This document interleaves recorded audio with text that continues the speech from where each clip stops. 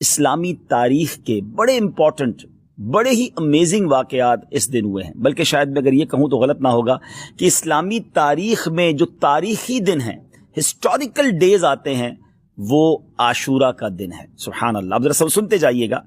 کہ حضرت آدم علیہ نبینا علیہ الصلوۃ والسلام کی جو توبہ قبول کی گئی وہ دن 10 محرم الحرام کا تھا۔ حضرت آدم کی جو پیدائش ہوئی، دا برتھ ڈے آف سیدنا آدم علیہ الصلوۃ والسلام، وہ بھی 10 محرم۔ اسی دن انہیں جنت میں بھی داخل کیا گیا۔ اسی دن عرش، کرسی، آسمان، زمین، سورج، چاند، ستارے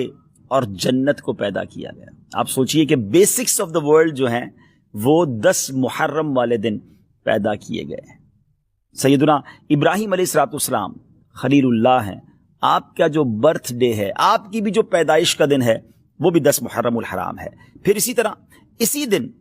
حضرت ابراہیم علیہ الصلوۃ والسلام کو جو آگ سے نجات ملی تھی، جو آگ گلزار بنی تھی، وہ بھی 10 محرم کا دن تھا۔ یہی وہ دن تھا جب حضرت موسیٰ علیہ نبینا علیہ الصلوۃ والسلام اور آپ کی امت کو نجات ملی اور فرعون اپنی قوم سمیت غرق ہوا۔ حضرت سیدنا عیسیٰ روح اللہ علیہ نبینا علیہ الصلوۃ والسلام کی جو پیدائش ہے وہ بھی 10 محرم الحرام کو ہوئی۔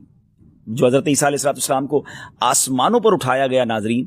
that was also the day of عاشورہ، وہ بھی دن 10 محرم الحرام کا تھا۔ حضرت نوح علیہ الصلوۃ والسلام کے زمانے کے طوفان کو کون نہیں جانتا، مگر اس طوفان سے جو فارغ ہونے کے بعد ان کی کشتی کوہ جودی پر ٹھہری تھی، وہ دن بھی 10 محرم الحرام کا تھا۔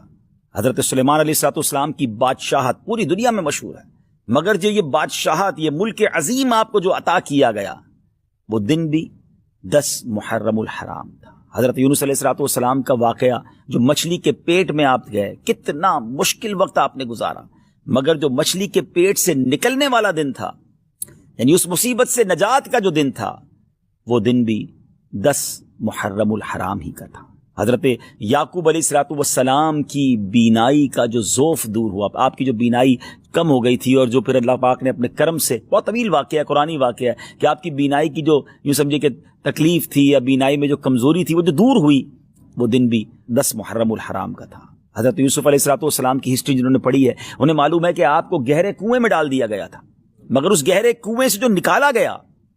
وہ دن بھی 10 محرم الحرام کا تھا۔ حضرت ایوب علیہ الصلوۃ والسلام کے صبر کو، آپ کی تکلیف کو، آپ کی بیماری کو آپ جانتے ہوں گے، آپ نے پڑھا ہوگا کہ ان کے ساتھ کتنی پرابلمز تھی، مگر اس تکلیف کو جو دور کیا گیا، وہ دن بھی 10 محرم الحرام تھا۔ ناظرین، دنیا میں بارش جو ہے وہ ہماری لائف کا سبب ہے، پانی کی ایک ہی سورس ہے جو اوپر سے اللہ کی رحمت سے برستی ہے، اور وہ بارش دنیا میں جو سب سے پہلی نازل ہوئی، وہ دن بھی 10 محرم الحرام کا تھا۔ یہ بھی یاد رہے کہ اس 10 محرم الحرام کا روزہ پچھلی امتوں میں مشہور تھا، اور یہاں تک کہا گیا کہ اس دن کا روزہ ماہ رمضان کے روزوں سے پہلے فرض تھا، پھر اسے منسوخ کر دیا گیا۔ یہ تقریباً میں نے آپ کو 24 واقعات، انسیڈنٹ اور ایونٹس بتائے جو اس دن ہوئے، اور 25واں پھر وہ واقعہ امام علی مقام، امام عرش مقام، امام تشنا مقام، امام حسین رضی اللہ تعالیٰ اور آپ کے رفقا کو بھوکا پیاسا رکھ کر کربلا کے میدان میں جو شہید کیا گیا، وہ دن بھی 10 محرم الحرام کا۔ اگر کسی کا ذہن ہو تو وہ سوچے کہ اس دن میں اللہ کی رحمت کو کس قدر پکار سکتا ہوں، کس قدر عبادت کر سکتا ہوں، جو رب حضرت یوسف کو گہرے کنویں سے نکال سکتا ہے، جو حضرت یونس کو مچھلی کے پیٹ سے نکال سکتا ہے، جو حضرت ایوب کی بیماری کو دور کر سکتا ہے، جو حضرت موسیٰ کے لیے عاشورہ کے دن فرعون سے نجات کے لیے دریائے نیل میں راستے نکال سکتا ہے، وہ رب کریم میری مشکلوں کو بھی دور فرما سکتا ہے، وہ رب کریم میرے لیے بھی رحمت کے دروازے کھول سکتا ہے۔ تو یہ رات اور کل کا دن ہم نے عبادت میں، رب کو پکارنے میں، اس کی بارگاہ میں التجا کرنے میں گزارنا ہے، اور اس کی بارگاہ میں اسی طرح التجائیں کرنی ہیں، تو انشاءاللہ ضرور کرم ہوگا۔